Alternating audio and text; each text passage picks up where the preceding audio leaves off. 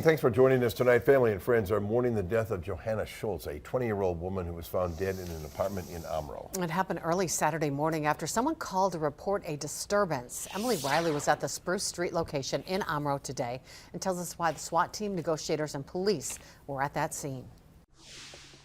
Early Saturday morning, someone heard gunshots in an apartment on Spruce Street in Omro and alerted law enforcement.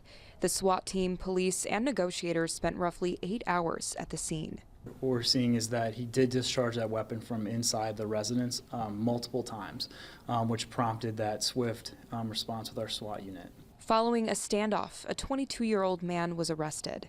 Eventually, that suspect did leave the residence, and he was taken into custody for first-degree recklessly endangering safety. And from there on, we arrived on scene and found a 20-year-old female deceased inside the residence. Neighbors say the road by the apartment was blocked off Saturday morning. They closed the street for a while. They were advising people, according to Facebook, not to avoid, to avoid this area, not to come down here. Okay. So it was pretty blocked off, if you ask me, with all the vehicles there.